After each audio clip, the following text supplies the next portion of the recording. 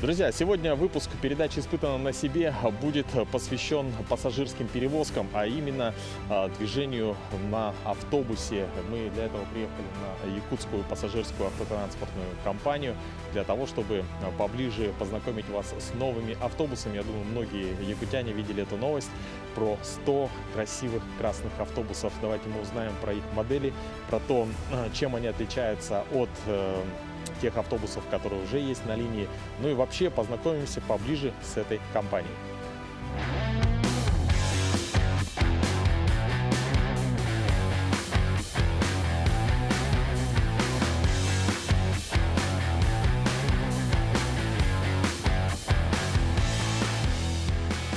Друзья, ну что, сейчас давайте познакомимся. Валерий Афанасьевич Домотов, директор ЕПАК. Я думаю, сейчас, Валерий Афанасьевич, вы можете нам рассказать небольшой экскурс про историю вашего предприятия. Предприятие МУП ЕПАК в той или иной мере работает с 1955 года. Она работает безостановочно. Последняя реорганизация была уже в 2000-х, и мы преобразовались в муниципальное унитарное предприятие. На сегодняшний день на предприятии работает примерно 250 сотрудников. Основной частью это водители и кондуктора, и авторемонтная мастерская.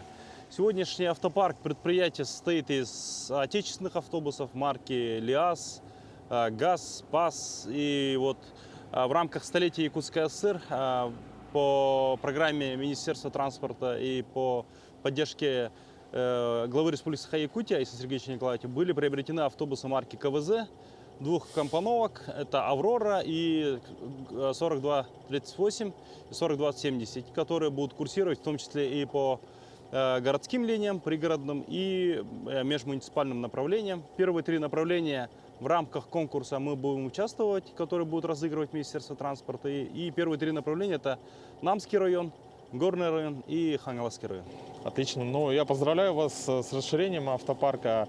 Ну, сегодня у нас появится возможность познакомиться с обеими моделями, да? Поближе.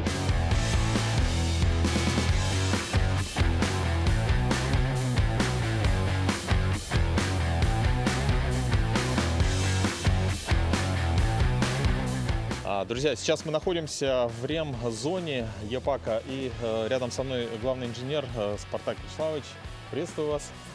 Вы можете рассказать нам, познакомить с ремзоной, что здесь делается, вообще какие работы проводятся?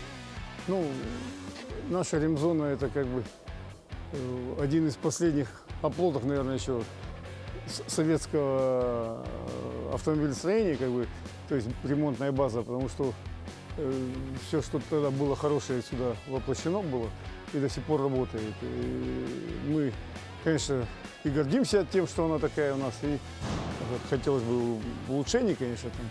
Ну, стараемся все поддерживать в рабочем состоянии. Вот. Что здесь? Мы делаем здесь все, буквально все. То есть и ремонт двигателей, и ходовой части, электрооборудование, шиномонтаж. Ну, все здесь у нас есть. Вот в наших суровых условиях, да, наверное, в основном, ну, даже взять зимний период, когда автобусы эксплуатируются ниже 50 градусов, вот какие самые частые поломки бывают?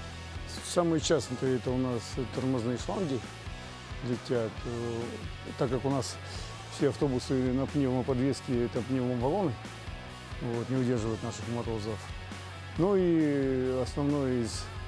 Все автобусы у нас оборудованы котлами-отопителями для поддержки температуры зимой. Вот они у нас, потому что в постоянном режиме работают и часто выходят из строя. Ну и потому что уже им 10 лет почти все-таки работает.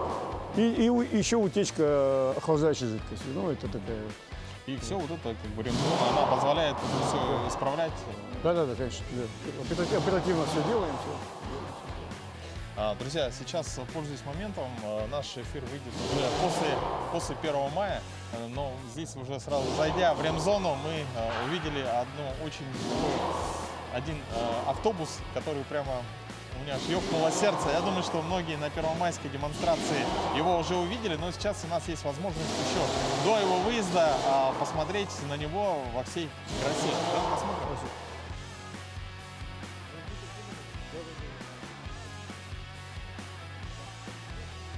Друзья, обратите внимание, посмотрите на эту красоту. Это, я не знаю, самое ностальгическое, что может быть вообще для любого жителя города Якутска.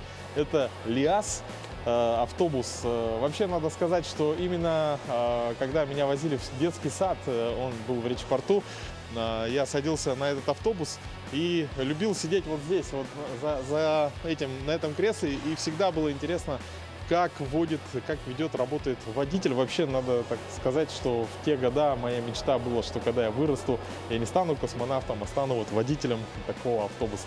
Так, мы попросили Алексея Семеновича занять место на водительском сидении. Алексей Семенович, с какого года вы водили вот именно вот такую модель автобуса? Да, 89-го года. С 89-го года? Да, я 20 лет отработал на таких машинах, на сарае вот как раз работал. Да, кстати, вот название такое вот сарай, да? Оно откуда Да, пошло? Да, народ так, сарай, да. Все говорили, сарай приезжают, сарай едет, вот так всегда было. Вообще, вот сама система управления, тут, по-моему, коробка автомат, да? Автомат стоит, ага. Вообще, какие-то нюансы можете поподробнее нам рассказать? Все-таки это такой достаточно дорогой сердцу якутян автобус, на котором передвигались все в 80-е, думаю, даже 90-е годы. Да. Ну, что главное, на этом вот педаль тормоза и вот это газ только, и все, больше ничего нет. Что ты нажимаешь на тормоз, он останавливается. А вот коробку передачи включает вот этот переключатель. Вперед он так едет. Здесь вот она написана, нейтралка, автомат и вот задний ход. Вообще для тех лет это был такой прогрессивный, да? Да, самый хороший автобус, Самый вот хороший. этот был. Все только такие автобусы раньше работали. По городу, на пригороде, везде такие автобусы работали. Вообще грузоподъемность такого автобуса тоже удивляет, скорее всего, потому что полный автобус людей, даже, без проблем, да, он тянет? Да, Или все-таки... да, без проблем. Мы иногда считали же, всегда полный мы ездили. В те времена вообще полные всегда ездили. Ну, там посчитали, 100 с лишним человек ходит. На этом сарае, как говорится. Ничего себе. Так, сейчас данный автобус готовится к параду, поэтому сейчас отключена масса, то есть проводятся работы по покраске, по приведению в порядок. Скажите, вообще вот он в работоспособном состоянии, он поддерживается, да? Да, все в рабочем состоянии. Он может работать и на линии может поехать, все готово, все сделано, как положено. И в целом сейчас же на линии он не выходит. Это такое, уже, можно сказать, ретро, да? Да, сейчас только на аппарат хотим. Я как раз рассказывал, что когда меня в детский сад в 80-е годы возили, я любил садиться вот на это место, вот здесь. Сидел, мне казалось, тогда это высокое окно было. То есть я где-то вот такого роста, наверное, был, смотрел вперед, и вот эти вечерние ночные лампы, вот так вот они, когда освещение проходили, так прям красиво. Я следил за работой водителя, мне вот очень нравилось именно сидеть вот на этом месте. Здорово. Ну, а потом уже, конечно, в более в студенческие годы, да, там, школа. Особенно, когда мы ездили на картошку, вот на таких автобусах, мы любили стоять вот здесь с ребятами и на кочках подпрыгивали чуть ли не до потолка. То есть вот здесь расстояние до задних колес достаточно большое, и тут получается такой подкидывает. Да, подкидывает. так бывает, ага. И они, когда скользко было, они цеплялись за задние. Там же удобная была бампер. Из-за этого они все время цеплялись. Мы с ними воевали, вот этими школьниками, все время выходили там, гоняли их. А еще вот здесь вот было такое место, вот тут сейчас нет этой вертикальной поперечной, но когда забегаешь, обычно сразу сюда, и все стоишь, полный автобус, а ты в такой Как раз в уголочке здесь перегородка была же, Да, как да, раз да, поручень стоит, и вот. А здесь вот касса стояла. Вот на этих болтах касса стояла. 6 копеек, когда оплачивали, вот эта касса, как они заходят и закручивали, там нет, Точно. А вот это у меня почему-то, я помню, компостеры еще были такие. Да. Все, наверху вот здесь вот болты вот стоят, вот на этом закрепленная была. Вот постепенно в голове вот такие вот... вообще даже не ожидал увидеть этот автобус здесь, то есть еще и в таком виде. То есть он... Ну, те времена-то люди такие сознательные были. Они все выходили, все билеты сами брали, а водитель там сидел. Не, ну все равно были контролеры. Да, контролеры. Хотя они редко были. На некоторых местах только они бывали же. Где на один раз заходят или нет. А так люди здесь вообще полный автобус едешь. И они друг другу даже передают деньги и сдачу друг другу отдают. Если больше они отдают 10 копеек, 4 копейки, отсюда кто стоит, он оттуда мелочи передает так. А Никто еще- не контролирует, они сами вот так. Действительно. А еще вот берешь этот билетик и считаешь все цифры, Да, да. 3 слева, 3 справа. Да, счастливый билет Счастливый и там. билет, и он у Да, нас есть. вот так бывало. ага. Сколько было съедено бумаги? Да, ну, огромное вам спасибо за очень такую интересную экскурсию. Вновь прямо ощутил себя как будто назад в СССР. Смотрите, вот почему. Потому что было написано «Совесть пассажира – лучший контролер». Да, да, да. Я да, причем вот, долгое вот. время читал «Совесть – лучший пассажир и контролер». Это вот как да, сейчас, да. да, есть такие мемы вот, по этому поводу с котом. Ну, кто знает, тот знает. «Совесть пассажира – лучший контролер». Запасный выход. Все здесь прямо как вот в те времена. Как былые времена. Вот громкоговоритель. Ничего не поменялось. Ну, мы остановки сами объявляли там. Сидели на каждой остановке, объявляли. Да, это вам сейчас не этот. Я не знаю, по-моему, они по датчику GPS или как-то они автоматически объявляют остановки. Но сейчас уже автоматически так Да. же объявляют, а раньше всегда водитель. У него микрофон был, он объяснял. Супер, здорово. Ну еще раз вам большое, огромное спасибо. Спасибо большое. Ну а мы двигаемся далее. Сейчас, я думаю, уже через несколько минут мы увидим новые автобусы, причем они тоже красного цвета. Испытано на себе. Так, друзья, ну что, сейчас мы от этого автобуса перейдем, познакомимся. Вот мне интересно, вот сейчас здесь подняли ЛиАЗ автобус, да? Сколько вот этот подъемник может поднимать? Ну, это подъемники ПП-16, то есть 16-тонные, четырехстоечные. Каждая может стойка управляться как отдельно, так и вместе. И они вот прям рассчитаны под колеса, да? Да, специально, да, А. под колеса специально. А если автобус короче или... Они сдвигаются. Они же передвижные стойки. Вижу на Да. роликах. То есть под Да. любой автобус, Под любой автобус. можно их Не передвигать. только автобус, и грузовики также поднимаем. Ничего себе. Да, очень интересно. И обратите внимание на вот эти подпорки, да, то есть, ну, кто занимается там в гараже, у многих, наверное, есть для машин, да, такие маленькие, небольшие. Тут вот они огромные, Да, просто страховочные, такие распорки.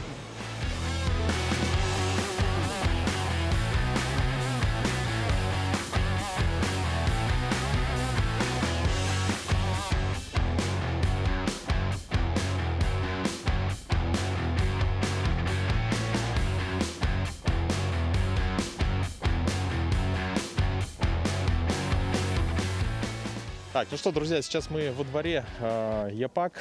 Здесь находится 65 вот таких вот красивых красных автобусов.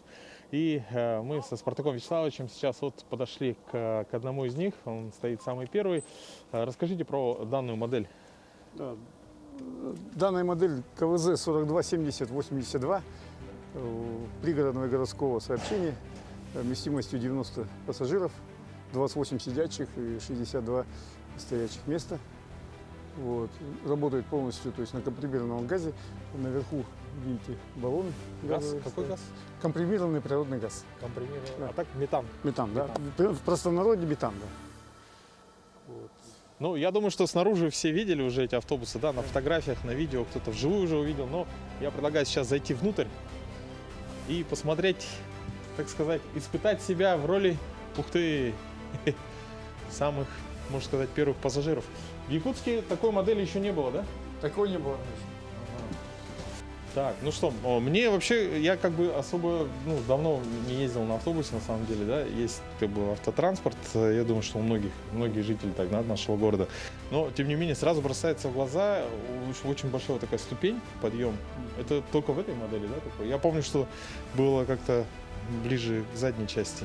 Это автобусы полунизкопольного варианта, то есть, и получается, что здесь специально так сделано, чтобы есть мосты смещенные, есть среднего расположения. Вот это среднего расположения для облегчения конструкции сделано и удобства эксплуатации.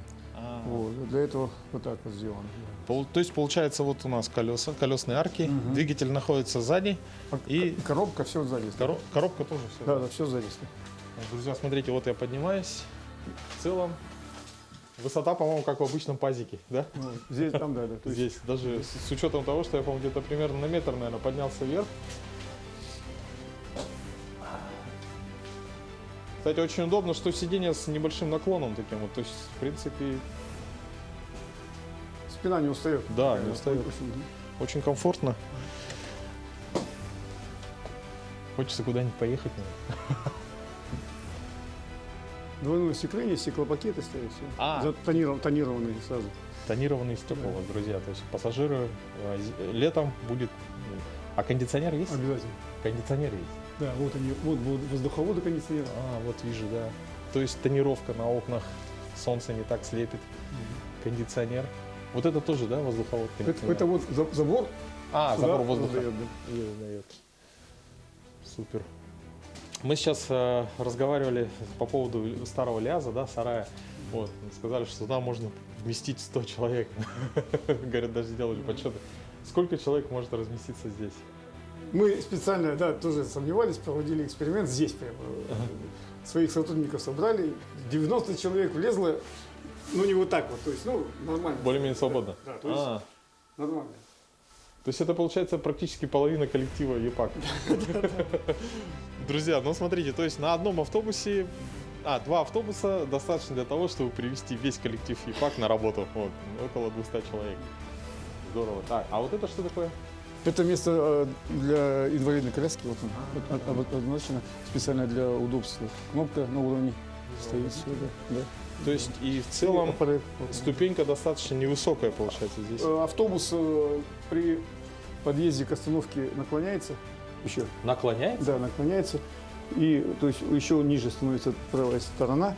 И спокойно, и очень легко откидывается. То есть тут все вот так поднимается. Ага. Тут все. То есть это получается уже Да, и такое закатывается. закатывается коляска. Здорово. Все продумано. Такие желтенькие ручки, красиво. Ну здесь прямо чувствуется объем. Да, объем такой. Да, здесь прямо как не знаю, с чем сравнить, но достаточно такие необычные ощущения. Как я сравниваю с поездом. Вот. Да, такой вот. Да, кстати, да, вот тут еще можно, знаете, как второй ярус сделать, да. Отлично. Так, ну это у нас такой общий, пока идет общее знакомство. Впереди я еще расскажу вам, как это находиться за рулем такого автобуса. Но перед этим мы с вами пройдем еще в одну модель, то есть их две модели. Вот это для городского, да, использования и есть междугородний. Давайте посмотрим. Испытано на себе. Итак, ну что, друзья, вот эта модель междугородняя, соответственно, сейчас открылась дверь, как бы приглашает нас зайти внутрь и посмотреть, чем же он отличается от тех автобусов, которые будут курсировать на городском маршруте.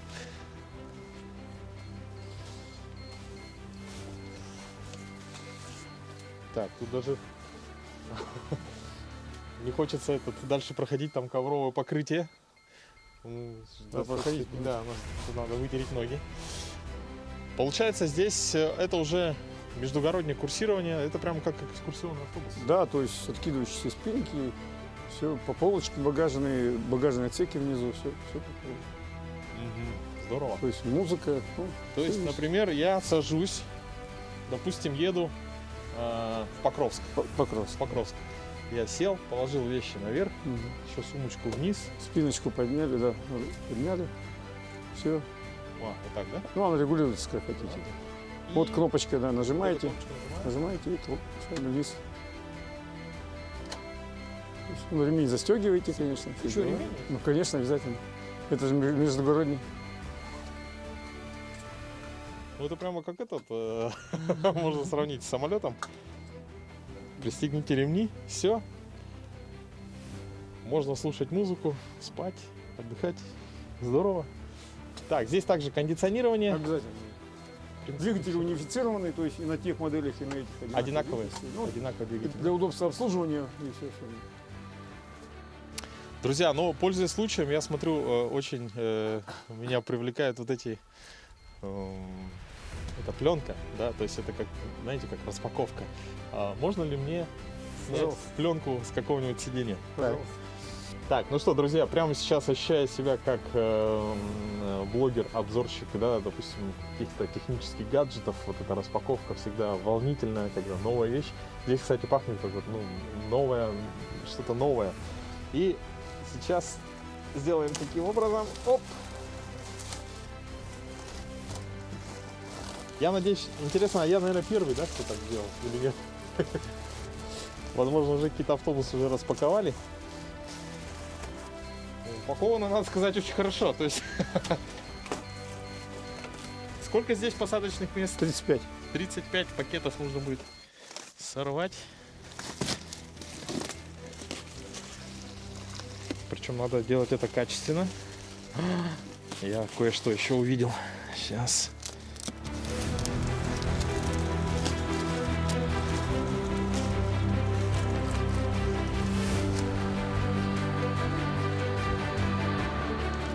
Так, ну что, официально я испытал на себе роль распаковщика нового автобуса для ЕПАК, для жителей нашей республики.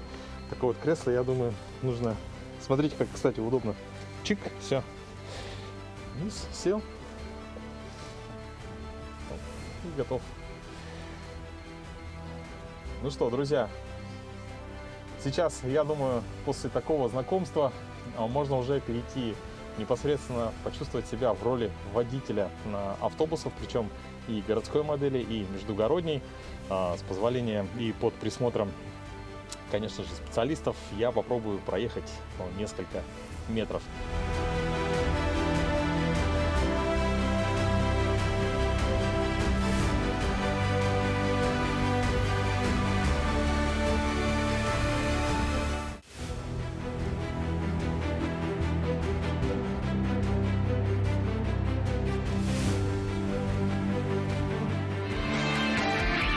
Испытано на себе. Хорошо. Ничего сложного. Так, кресло с пружиной, да? Подвес. Там, если надо подвинуть назад, Тоже там внизу рычаг, и внизу рычаг. Нет, тут вроде все нормально. Нормально. Да, кстати, вот многие, я вот смотрел, когда было, также выстроены были автобусы на Комсомольской площади, потом был такой момент, когда, ну вот, жители обсуждали города, что не все автобусы смогли уехать своим ходом. Что это, что случилось? Ну, это человеческий фактор. Это не неисправность автобуса. Некоторые, видимо, водители, когда при перегоне очень торопились и заглушили автобус на включенной передаче. При этом сразу в электронный блок управления подается сигнал, и он блокирует всю систему, чтобы он в автобус не заводился, потому что не тронулся. И Причем даже если я обратно ставлю на... все, не поставите, да, для этого надо перегружать систему. Вот поэтому мы потом перегрузили, и автобус поехал. То есть все, в принципе, со всеми автобусами Да. все в порядке. Угу. Хорошо. Так, это у нас модель на коробке автомат? Да, вот она. Я смотрю, Вот она. педали. Вот он управление. Элисон, это фирма коробки. Вот она. Так, ну что, напоминаю, мы сейчас находимся за тем автобусом, за рулем автобуса, который будет курсировать по городу. Для этого пристегнемся. Тут тоже все в пакетиках, все с этикетками. Так, включаем массу. Включаем массу. Все, теперь ключ зажигания в первое положение. Все, сейчас идет самодиагностика. Смотрим приборы, видите? Все, то есть зашла самодиагностика. Заводим. Запускаем. Запускаем. Такое волнение прям. Все как на машине. Все просто ничего. Все. Мечты сбываются, друзья. Мечты сбываются. Ну, дадим ему прогреться, да, конечно, немножко. обязательно. Вообще у него рабочая температура. Так, все здесь, все перед водителем. Конечно, всегда смотришь, когда на вообще грузовую технику, на автобус, огромное количество кнопок. То есть тут в основном вот это свет, да? Световые приборы я вижу. А это что за технология? Это что? Это ASR? АБС. АСР, отключение, то там есть курсовая устойчивость. Тоже есть. Курсовая устойчивость. Да, есть. Здесь это у нас управление криженсом, именно вот то, что мы говорили.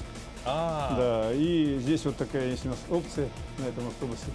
Сейчас для этого надо закрыть дверь. То есть с открытой дверью ничего не работает. Нажимаем на педаль тормоза. И ну, это надо показывать туда сейчас. То есть автобус может занимать любое положение. Опускаться ниже. Ничего то есть себе. Друзья, вам можно- сейчас, мы еще отснимем, наверное, вот этот процесс. То есть сейчас весь автобус вот так вот приподнялся. Это на сколько сантиметров он может подняться? Ну, мы не замеряли, честно. Ну, достаточно. Достаточно. Это еще, наверное, делается для того, что когда полный автобус, загрузка Нет, полная. то есть пневмобаллоны, загрузка на них не влияет, то есть они не проседают при загрузке. Да? Это для там, плохих условий дорожных. Если где-то большая ямка, там еще есть что-то нужно поднять автобус. поднял, Это же как на Лексусах. типа да. Типа того. Так, ну что, я готов вроде? Или еще нет? Да нет, можно. Так, значит, тормоз нажимаем, ручник снимаем. Так, сначала мы включаем, нажали на тормоз, включили передачу. Да. Да, дышку. Все, видите, однерка загорелась, значит, Да. скорость включили. Все, теперь снимаем с тормоза. Вот внизу, наверх нажимаем. Наверх, вот эту штучку, да, и вниз опускаем. Вот так. Да. Что-то Всё. там, какая-то пневматика, Все, что-то беремся, всё работает. беремся да, за рулевое, Так, за руль смотрим по зеркалам. опускаем, и автобус трогается. Он сам едет? Да, То есть- да. Ну, потому что еще не до конца прогрето. Ага. То есть, Так. Мне кажется, я сегодня здесь на этой площадке буду нажимать такую педаль тормоза. Потому что автобус, в принципе, едет сам. как обзор.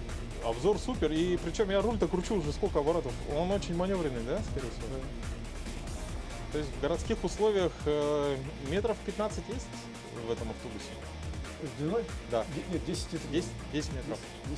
10. 10-метровая махина, которой нужно управлять.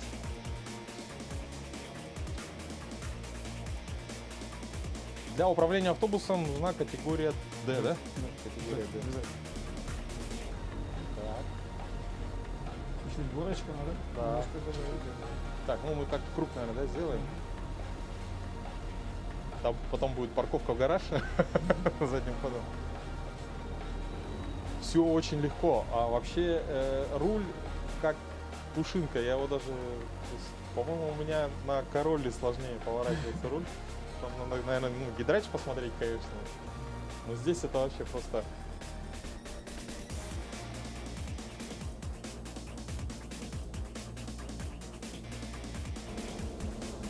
Обзор, причем я вижу вот очень, ну, вот поворотник вот здесь, который стоит.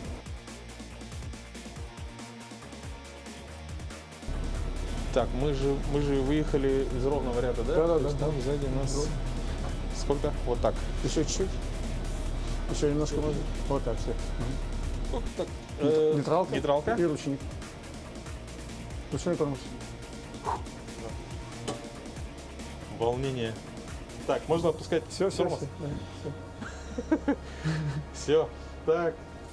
Так, ну что, в принципе, друзья, мы все посмотрели. Я еще смотрю, здесь установлены везде по периметру видеокамеры. Да, это по Камера- транспортной безопасности камера- положены. А. Да, именно поэтому установлены. Камера на водителя, задний обзор слева, по-моему, справа тоже, да? Задний обзор. Салон. И, задняя, в общем, и весь салон- и на салон. 360 градусов, весь все снимается на видео. Ну, впечатление вообще выше крыши, я сейчас даже не знаю, что сказать. Очень волнительно. Так, но еще впереди у нас же еще второй автобус. Зеркала с электроприводом, кстати, здесь. То есть И с подогревом, да. подогрев и автоматическая регулировка. А я думал, нужно так вот открывать рукой. Тут даже форточка как стеклопакет сделана. Да. То есть не нужно вот эти вторые стекла делать перед зимой. А вообще раньше... Ну, на тех тоже, на этих тоже. А, на этих тоже стеклопакет. Но это тогда больше про лиазы, наверное, да? Старые там... Да. Тогда нужно было клеить вторые стекла. То есть все стеклопакетами, все здорово. Друзья, ну я думаю, что многие из вас уже ждут, не дождутся, когда смогут проехать до работы, до дома на таком новеньком автобусе. Я думаю, что вы тоже поделитесь своими впечатлениями. Вот. Ну, а мы сейчас перейдем снова в междугородний автобус для того, чтобы сделать также такой небольшой круг, протестировать, как это чувствовать себя за рулем автобуса.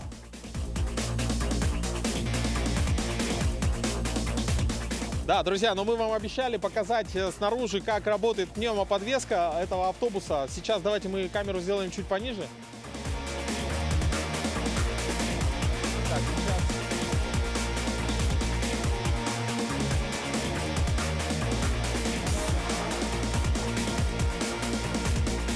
1000 сантиметров. А так делает? Сейчас попробуем. Говорят, что это одна сторона. Обе, да? О, делает.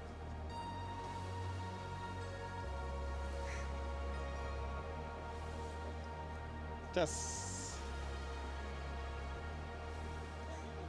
Да, так, друзья, вот здесь видите, что уровень автобуса, он подъехал к остановке и, соответственно, опустил вот эту часть пневмоподвеской, чтобы пассажиры и особенно, допустим, на инвалидной коляске могли зайти в автобус. Потом автобус поднимается, и в зависимости уже от дорожных условий, если, например, яма или еще что-то, он может еще подниматься на несколько сантиметров вверх. Супер!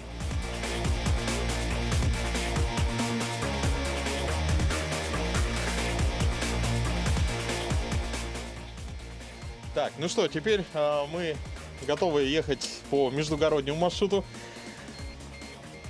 Ага, здесь чуть по-другому. Так, сейчас мне нужна будет... Как назад делается? Друзья, смотрите, здесь это подпружиненное сиденье. И, соответственно, как я его кручу? Просто кручу или надо открыть? А, вот.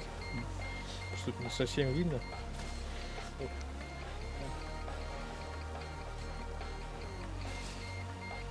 Или надо еще побольше? Так, ну, здесь вроде нормально. В общем, факт в том, что можно этой регулировкой жесткость пружины, да, регулировать. Все для комфорта водителя непосредственно. Значит, салон Webasto работает, да? Да, еще да. Это для этих автобусов. Сухой фен. Ага, сухой фен, который находится здесь. Он как будто включен, да, сейчас? Нет. Так, ну что, сейчас мы закрываем двери. Двери закрываем вот таким образом. Сюда вниз, да? Вверх.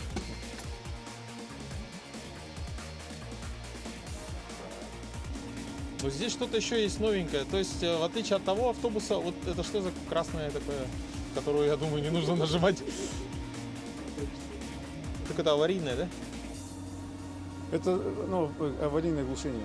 А, аварийное глушение как бы двигателя. Все, это ГЛОНАСС, да? Ну, это как тревожная кнопка. Связь там. А, с диспетчером. Да. Так, и это ГЛОНАСС там установлено здесь тоже. пока мы греемся, кстати, надо же изучить переключение коробки, но мне тут не понадобится, там 2, 3, 4, 5. Самое главное, первое, нейтралка у него где стоит? Вот она. Вот она нейтралка. То есть я Право-влево. Сейчас я сделаю вверх, это будет первое или третье? Нет, это будет третье. А, третье будет. Да, То есть вот надо надо не сюда? перепутать, да. Вот. Сюда. Многие путают, даже опытные. А в целом мощность двигателя позволяет трогаться со второй или все равно с первой всегда? Позволяет, но не надо. Но не надо. Вот так. Так, ну что, друзья, сейчас можно начать движение. Значит, выжимаем сцепление. На газ вообще не нажимаем. На газ, я чувствую, что газ тут тоже можно не нажимать. Спокойненько. Дверь. Так, да. Так, дверь вверх. Дверь закрываем. Так, сцепление выжато. Чуть... В салоне тихо. Вообще, кстати, да, нужно отметить. Я тут весь в этом, как в процессе вождения. Действительно, очень хорошая шумоизоляция. То есть была дверь открыта. По-моему, третья включил. Так, а тут показывает? Нет. Так, ну я вот... Чуть-чуть на себя еще. Вот это вверх. Вот так. Это, кажется, первое. Да, Сейчас увидим. Ручник. Ой. Ладно, я просто волнение, друзья. А посмотрите, это разве ручник? Это для такого автобуса, это просто, не знаю, что это. Это как шприцевать торт, не знаю.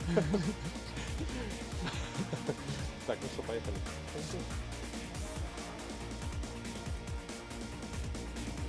Сцепление очень чувствительно, так машина идет. Пропустил. Он тоже увидел. Увидел, что нежелательно. Так. А вот есть... Сейчас прямо. Так, проедем, извините. Что касается сцепления, то оно достаточно плавное. То есть я имею в виду, оно не резко отпускается. Все, я сцепление отпустил. Потихоньку едем. Так, куда мы поедем? Какой у нас Можно маршрут? прямо ехать. А, прямо там разворот Там, да, есть, да? есть. Ага. Так, ну-ка я попробую все-таки на газ немножко поджать. А, в целом. Ну, на то она и первая скорость, что идет занижение.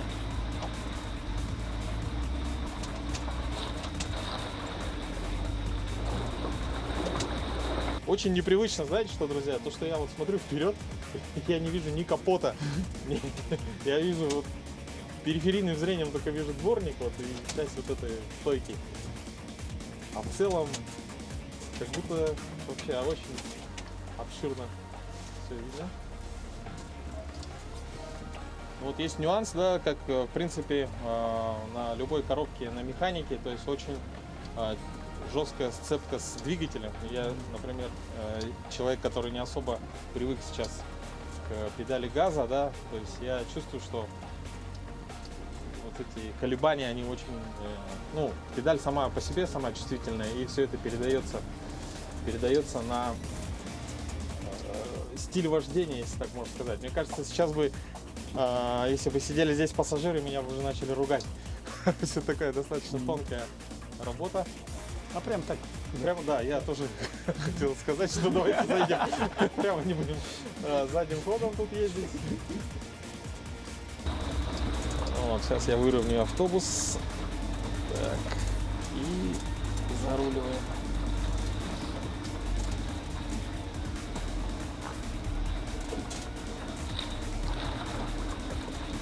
Так, педаль газа я отпустил. Так, сцепление надо не забыть.